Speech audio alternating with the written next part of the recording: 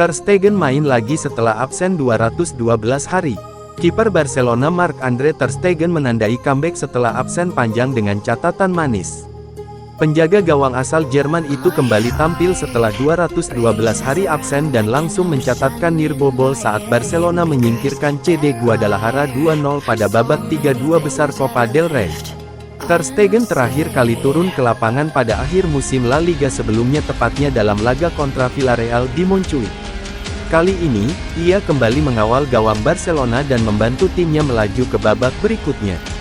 Pada laga tersebut, Ter Stegen dipercaya mengenakan ban kapten. Ia tampil solid dengan melakukan 3 penyelamatan krusial. Salah satu momen terbaiknya terjadi tak lama setelah Andreas Christensen membuka keunggulan. Ter Stegen menepis tembakan keras jarak jauh dari Salifo yang berpotensi menyamakan kedudukan.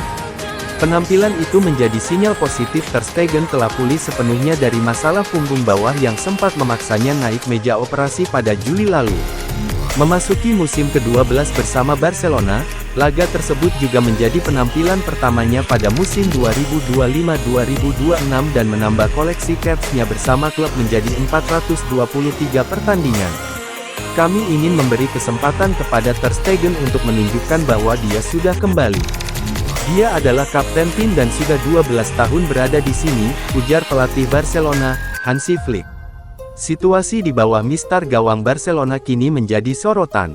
Minimnya menit bermain membuat masa depan Ter Stegen berada di persimpangan. Flick sebelumnya menegaskan klub tidak akan menekan sang pemain terkait pilihan kariernya ke depan. Menurut Flick, keputusan sepenuhnya berada di tangan Ter Stegen untuk memilih bertahan di Barcelona atau mencari peluang bermain di klub lain pada bursa transfer mendatang. Bintang remaja Barcelona mengenang kembali penampilannya yang ke-100. Kemenangan Barcelona di Copa del Rey atas CD Guadalajara bukan hanya tentang lolos ke babak berikutnya, namun juga merupakan malam simbolis bagi salah satu talenta muda paling cemerlang di klub tersebut. Di usianya yang baru 18 tahun, Pau Cubarsí mencapai tonggak sejarah yang luar biasa, yaitu 100 penampilan resmi untuk klub. Yang membuat kesuksesan ini semakin luar biasa adalah kecepatan Cubarsí mencapainya. Hanya dalam waktu 2,5 musim, bek tengah muda ini sudah membuktikan dirinya sebagai pemain reguler di jajaran senior. Kenaikannya pesat dan tak terbendung, ia mencatatkan 24 penampilan pada musim 2023-2024, 56 penampilan pada musim 2024-2025, dan 20 penampilan lagi pada musim 2025-2026 saat ini. Ada juga simetri puitis pada kesempatan tersebut. Pada tanggal 18 Januari tahun 2024, ketika ia baru berusia 16 tahun, Cubarsí melakukan debut resminya di tim utama melawan Unionistas di Copa del Rey. 2 tahun kemudian, di kompetisi yang sama, ia mencapai hari jadinya yang ke-100 bersama klub yang ia dukung. Saya sangat senang bisa memainkan 100 pertandingan resmi untuk klub dalam hidup saya. Saya melakukan debut saya di Piala dan sekarang saya sudah bermain 100 kali di Piala. Mudah-mudahan akan ada lebih banyak lagi. Selain angka, Cubarsí juga ingin menonjolkan realitas kompetitif dari game itu sendiri. Aitana Bonmati sabet gelar pemain terbaik FIFA untuk ketiga kalinya secara beruntun.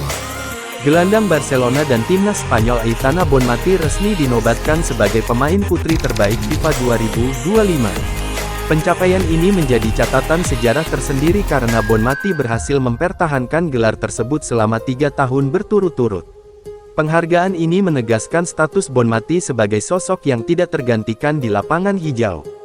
Meski tahun 2025 memberikan tantangan berat bagi tim yang dibelanya, kualitas individu pemain asal San Pere de Ribes ini tetap berada di level yang berbeda. Secara kolektif, FC Barcelona dan timnas Spanyol memang harus puas menjadi runner-up di final Liga Champions dan Euro 2025. Namun secara individu, Bonmati menyapu bersih gelar pemain terbaik di kedua kompetisi bergengsi tersebut. Keberhasilan Bonmati meraih trofi FIFA ini menyusul raihan Ballon d'Or ketiganya yang ia dapatkan pada September lalu. Di level klub, ia merupakan motor serangan utama yang membawa Blaugrana merengkuh treble domestik, menunjukkan konsistensi permainan yang sulit ditandingi oleh pemain manapun di dunia saat ini. Gelar ini ditentukan melalui sistem pemungutan suara yang melibatkan 4 pilar utama sepak bola, pelatih timnas putri, kapten timnas, jurnalis sepak bola, dan para penggemar. Masing-masing kelompok menyumbang 25% suara untuk periode penilaian Agustus tahun 2024 hingga Agustus tahun 2025. Hasilnya, Bonmati kembali keluar sebagai pemenang mutlak. Sayangnya, pengumuman bersejarah ini datang di saat Bonmati tengah menepi dari lapangan. Sang maestro lini tengah ini sedang menjalani masa pemulihan akibat cedera patah tulang fibula kiri yang dialaminya saat berlatih bersama timnas Spanyol, akhir November lalu. Cedera tersebut memaksanya harus absen selama beberapa bulan ke depan.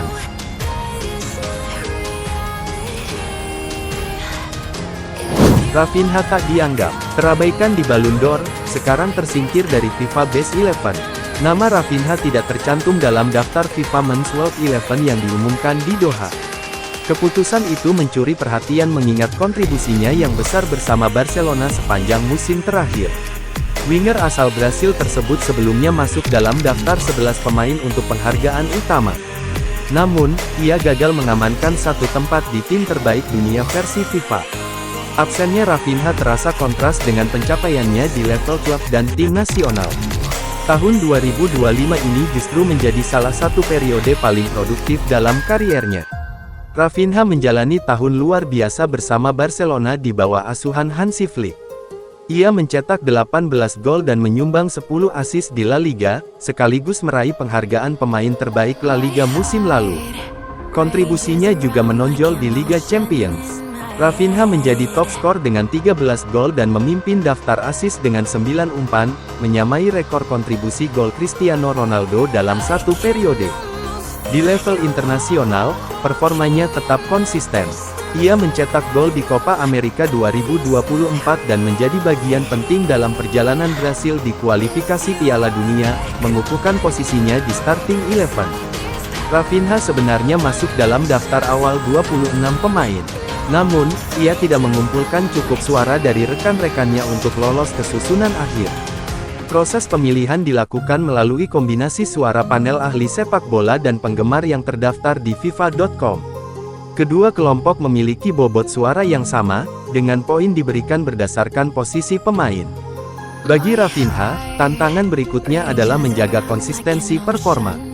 Fokus utamanya tetap membawa Barcelona menjuarai Liga Champions, sembari mempertahankan peran kunci di tim nasional Brasil menjelang Piala Dunia 2026. Tahun ini jelas tidak akan dilupakan Raphinha. Dia sulit bersaing di Ballon d'Or karena publikasi yang buruk dan kini dia bahkan tidak masuk FIFA Best 11.